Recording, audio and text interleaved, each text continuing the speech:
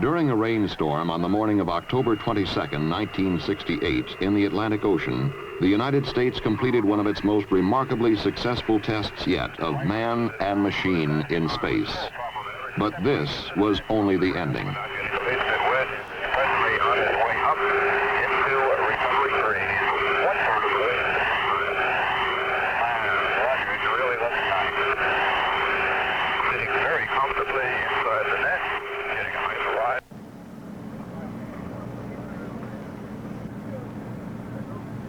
It was on a clear morning almost 11 days earlier at the Kennedy Space Center's Launch Pad 34 in Florida that we witnessed the beginning of the first manned mission in the United States Apollo program to land astronauts on the moon. The purpose of the flight of Apollo 7 could be stated very simply: prove that the spacecraft command and service modules would function properly in space long enough to carry men to the moon and back. Accomplishing this was considerably less simple. It meant showing that a brand new spacecraft, far more complicated than its predecessors, would operate so well it could be trusted to take men well beyond near-Earth orbit. The astronauts were spacecraft commander Walter Schirra and pilots Donn Eisele and Walter Cunningham. The Kennedy Space Center had spent long days in preparation and checkout, working toward a launch time which had been set for months. It was not by chance that Apollo 7 lifted off only 2 3/4 minutes after the appointed moment. 5, 4, ignition, GR.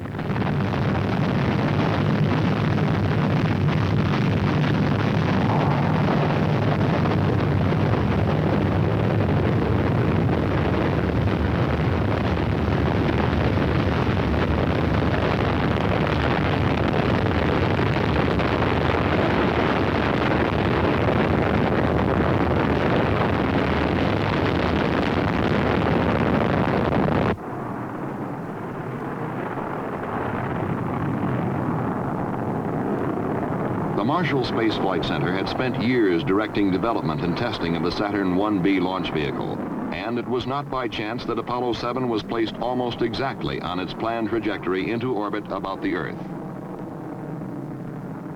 Your Godspeed, Apollo 7. Thrust is okay. Roger thrust. Roll. Roger. Very early in the flight, the general pattern of go for Apollo 7 was established in a conversation between the spacecraft and mission control at the Manned Spacecraft Center in Houston, Texas. Right on the old button. Very good. Flight booster. Go. We appear we may be slightly marginal on LOX. We'll keep it. Okay, stand by. Cut off. J2 cut off. Beautiful. Fido. Flight Fido, we're go. Go across the board. CMC looks good, flight. 25,553. H dot is minus 4 balls 1. Across the board, Apollo 7, we have you go for orbit. You're go for orbit. Apollo 7 was also go for an exhaustive series of tests of its worthiness in space. One of the first things which had to be learned was whether the astronauts could control the spacecraft combined with the S-4B Saturn stage. A very similar thing would have to be done during the early phases of a lunar mission. The answer was not long in coming. 3, 2, 1, mark. S-4B test complete. Beautiful. That was outstanding. Real fine, outstanding. Next, the spacecraft and S-4B stage were separated. The question now was whether the astronauts could turn their spacecraft around and control it to the degree required for future physical link-ups with equipment in space. For this, too, would have to be done in the lunar flight. And again, the answer was yes. Was a little flashes like Gemini? Something that will not be seen in the lunar flight or in any other forthcoming Apollo mission were the panels at the top of the S-4B stage. They will simply be jettisoned in the future, but they drew comment in Apollo 7. And the slot panel at the top, left, and bottom are opened at I would guess to be about a 45-degree angle, and the slot panel on the right is just opened, maybe 30 degrees at the very best. Roger. Looks like you're looking at a 4-jawed angry alligator. Apollo 7 escorted its spent S-4B stage through space for perhaps 30 minutes, then departed. That's a bigger one, Tom. Rated now? Yes. Yeah. It's absolutely beautiful here. The following day, Apollo 7 burned its spacecraft propulsion system for the first 2 times in the mission and returned to its 4-jawed alligator, which was now angrier than ever. And Apollo 7, Houston, how close are you now? We're close to about 70 feet. It's tumbling rather wildly, so we're trying to stay away from it. Roger, understand. Ready to copy, Jack, go. Okay, separation. In this maneuver, Apollo 7 had accomplished the first rendezvous of the program, and in so doing had proven capable of meeting still another requirement for lunar flight. 1618 plus 1221. Then, as we were to see in some of the most dramatic film ever returned from space, the crew would settle down to a weightless life in a spacecraft with 4 times more room than Gemini. Rate command. Off. Minimum. Low. Off. AC. There would be a host of other tests under a host of other conditions.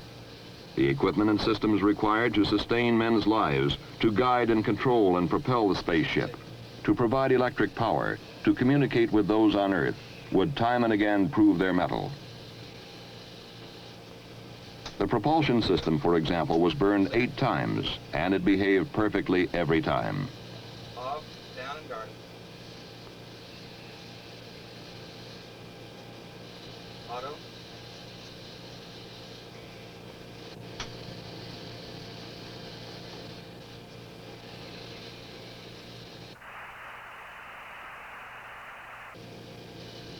The crew worked with a telescope and a sextant, taking landmark and star sightings for navigation, as will be required for lunar flight.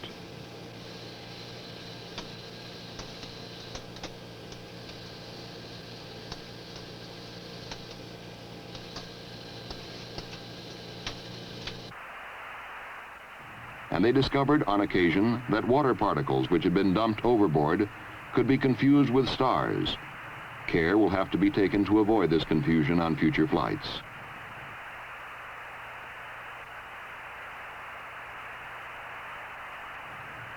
All in all, though, problems were minor and generally were readily overcome or solved. The spacecraft almost seemed to grow stronger as the days went by.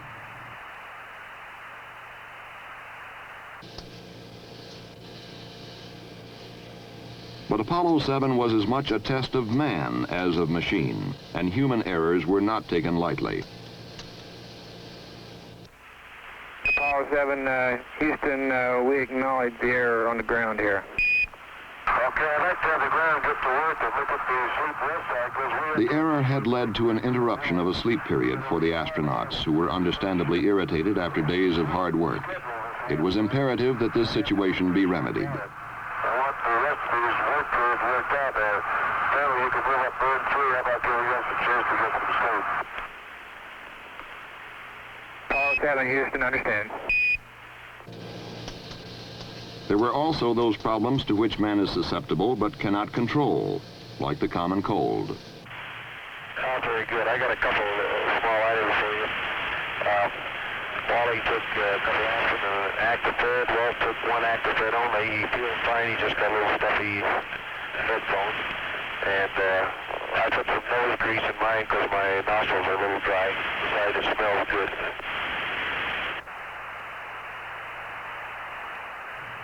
As the cold spread to all 3 astronauts, doctors feared that there might be discomfort, even pain, with eardrums as pressure increased during re-entry.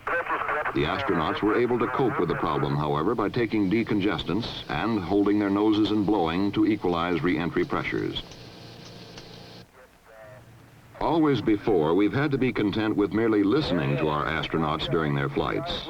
In Apollo 7, through the medium of television, we could actually see them in space for the first time and become better acquainted with weightless life aboard a spacecraft. You're picking up, I can read it now, just a minute. It says from that lovely Apollo something. You guys should write. Apollo room. High atop everything. High atop everything. Looks good. I can see Wally handling it now. And Donn has a smile on his face, and there's Walt. Down the Gulf Coast. Okay, what's the next one? A little closer, Wally. Says keep those cards coming. Cards and letters coming in. Coming in, folks. It's loud and clear. Roger. Good morning to everyone in television land. You're looking at the right-hand portion of the main display console. In the upper left-hand portion of your view, you would see the instrument that has to do with the cryogenics that are used to power the fuel cells and provide breathing oxygen to the spacecraft. Yeah, that's 310. As the flight of Apollo 7 proceeded day by day, confidence in men and equipment grew. The astronauts became accustomed to their home high atop everything. They had a chance to evaluate it as a place to live and work in space. Set. Set.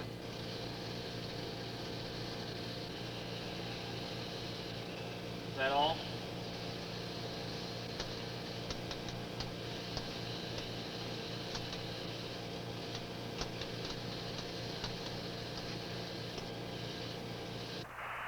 There was a chance to photograph Hurricane Gladys, which raked across Florida and headed out into the Atlantic. There was a chance to photograph areas of the Earth not previously pictured from space. For example, the coast of Chile and the Andes mountain range.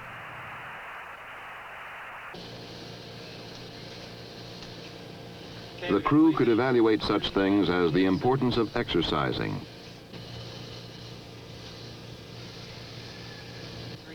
the quality of sleeping arrangements, the palatability of food, seemingly small items, but things of essential importance in a lunar mission. They even recorded the preparation of a drink for a meal.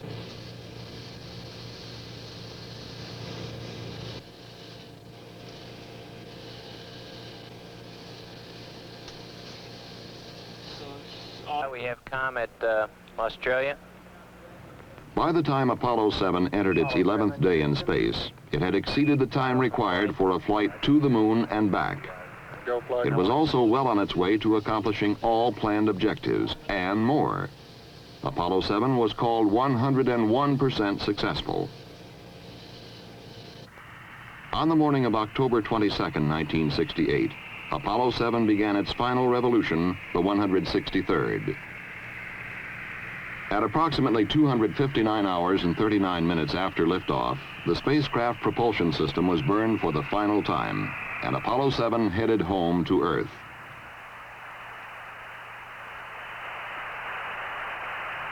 From motion picture film recorded during an earlier unmanned Apollo mission, we get some idea what the trip back through the atmosphere was like.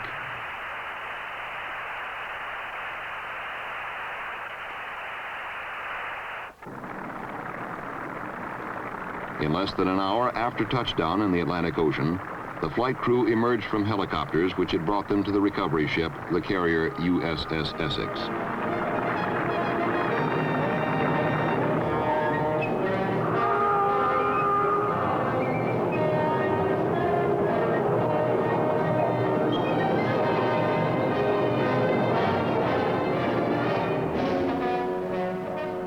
And the next manned Apollo flight can be undertaken with confidence that our brand new spacecraft is, as Commander Walter Schirra reported, a magnificent flying machine.